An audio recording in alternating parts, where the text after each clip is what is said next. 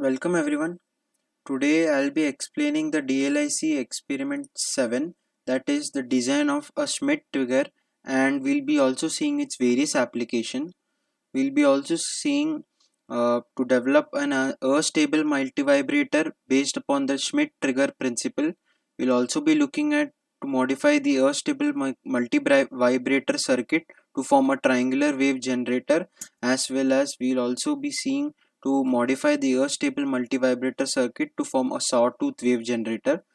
So in the Schmidt trigger, as we know, as we have performed the last experiment based on comparators, as the comparator is an open loop configuration, it is really susceptible to a lot of noise. As you can see, if uh, there is a lot of noise, the distortion can cause the waveform to go below the Vref, as we only have a single threshold, that is the Vref, that is the reference voltage in the comparators. It can go down and it can cause fallacious uh, drop of voltages from plus Vsat to minus Vsat, as you can see, and this could cause a lot of errors and lot of problems. As you can see, even a small uh, drop below the single threshold of the comparator can cause the waveform to go from positive Vsat to negative Vsat or vice versa. So in the Schmidt trigger, we use the comparator and improve the configuration by connecting a positive feedback loop, as you can see in this figure. So the advantage that the Schmidt trigger provides over the comparator is that you have two threshold levels in the Schmidt trigger. As you can see, there is an upper threshold level and there is a lower threshold level. So whenever the noise goes below the upper threshold voltage, the Vsat is still remaining uh, in the positive side. It does not drop, as you can see here, and whenever the cycle goes below the lower threshold voltage is only when the uh, output changes from plus Vsat to negative Vsat. And in this way, in using the Schmidt trigger, we can actually reduce uh, the false or the wrong indication of output voltage from plus Vsat to negative Vsat, and it can avoid a lot of problems as well, as it helps us prevent such false triggering. So basically this is an electronic circuit that adds a hysteresis to the input and output transition threshold with the help of a positive feedback. Hysteresis here means that it provides two different threshold levels for the rising and falling edge. As you can see, this is the transfer characteristics of the Schmidt trigger. So uh, whenever the input crosses the upper threshold voltage, it the output gives us a negative Vsat, and whenever the input voltage crosses or goes below the lower threshold voltage, the output gives us a positive Vsat. And this is what the transfer characteristic of an inverting Schmidt trigger is, and it will be the opposite for a non-inverting Schmidt trigger. Now I'll demonstrate how the inverting Schmidt trigger can be implemented in LTSpice. I have already drawn the circuit here. So the input voltage is applied to the inverting terminal of the op-amp, and the plus a non-inverting side is connected in the feedback.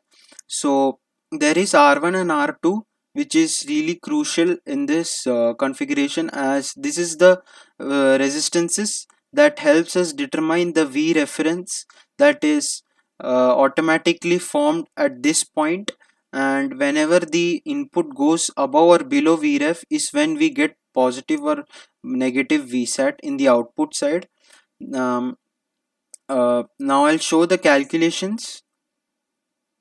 As you can see, we have taken R1 as 1.5 kilo ohms, R2 as 1 kilo ohms.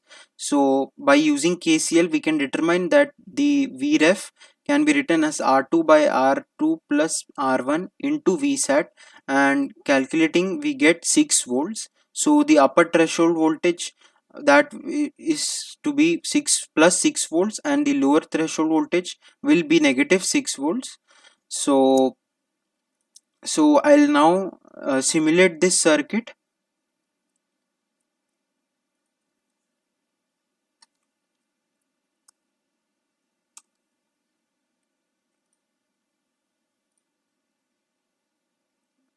We'll see the positive, that is the input waveform, and this is the output waveform.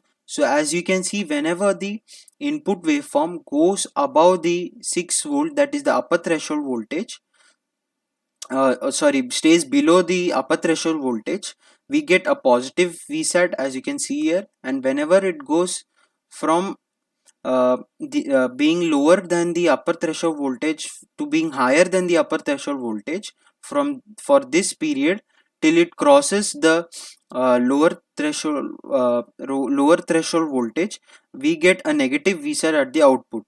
And this is how we get the waveform and the output of a Schmidt trigger, and we hence prevent uh, the fallacious faults of the um, VSAT or the output that is caused in the comparator, and hence a Schmidt trigger provides an edge over the comparators.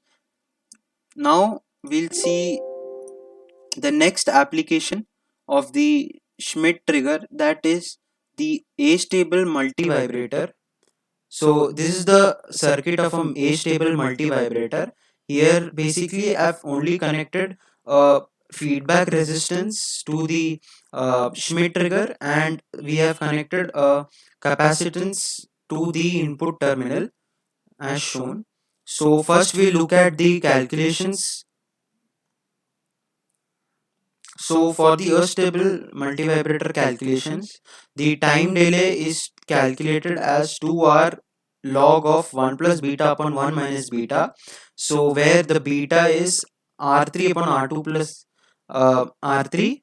So basically the resistance values, uh, so I have given the frequency as 1 kilohertz. So if we put all the values as 10 10 10 as shown here, we can determine the beta value, and by putting all the values we get RC as 4.5 into 10 raised to power minus 4, and we'll assume the capacitance to be 0.5 0.1 microfarads, and by calculating we can get the resistance of the feedback, that is found to be 4.5 kilo ohms. So hence by this calculation we have found the capacitance and the resistance required to be connected to the Schmidt trigger. Now I'll be simulating this circuit to show you the waveform. This is the input. So basically what happens is, the capacitance charges from positive, from 0 volts to plus VSAT, that is found to be around 7 volts, and whenever it reaches plus VSAT, I'll show you the output. So whenever it reaches the plus VSAT, uh, the time for which it remains below VSAT, we get a positive VSAT as in the output, and whenever it discharges in the negative cycle to negative VSAT, we get a negative VSAT in the output, as you can see here. And this is how, by using an unstable multivibrator, we can also generate a square wave as well. Next, we'll be seeing another application of the Schmidt trigger, that is by using an unstable multivibrator, we can create a ramp triangular wave generator. So this is the diagram of a ramp triangular wave generator. So this is the Schmidt trigger, basically an unstable multivibrator. As you can see, this is the same, as we have a capacitance and resistance two resistor here in the output, and we have basically connected it to a clamping uh, using diodes. We have clamped the output of this uh, to a particular point of voltage. Then we have connected it to an integrator. So basically what it does is, after the clamped square wave, it converts it into a ramp, that is a triangular wave. Now I'll simulate it to show how it works.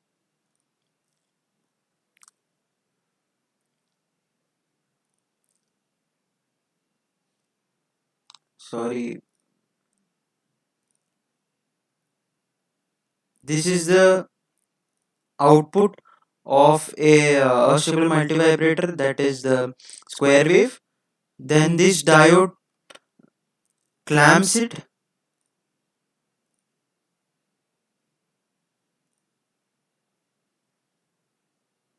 Sorry, 1 second.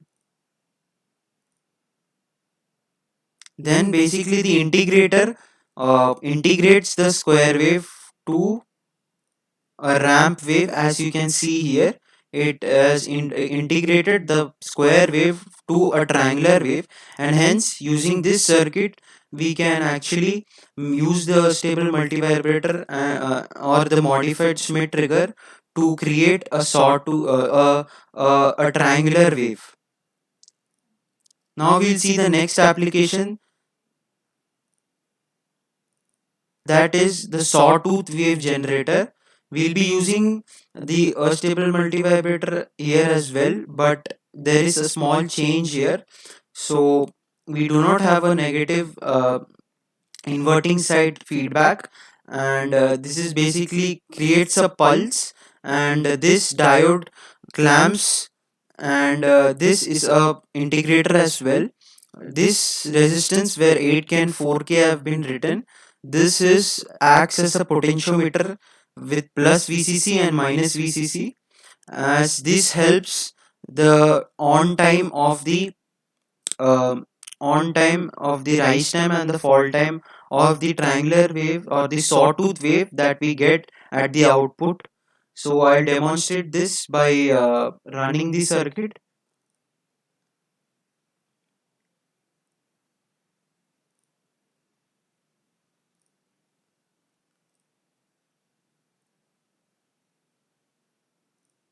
As you can see, this clamps into uh, into a square wave. Then using this integrator, we get such sawtooth wave generation in the output. As you can see, uh, these two resistances, R4 and R5, 8k and 4k, they the on time of the sawtooth wave depends upon the resistance values of this R4 and R5. For example, if I say, change this to 2k ohms and simulate this, you can see this is the pulse. This is this gets clamped. Then this is the output. So in this case, the on time and the rise time and the fall time have there is a change that is increased because I've decreased the value here in the R5 resistance. So hence this is how we can use the Schmidt triggers to create and to create such various applications, to create square waves as well as triangular waves, and it gives a significant advantage over comparators. Thank you. So this was the experiment 7 of DLIC. Thank you.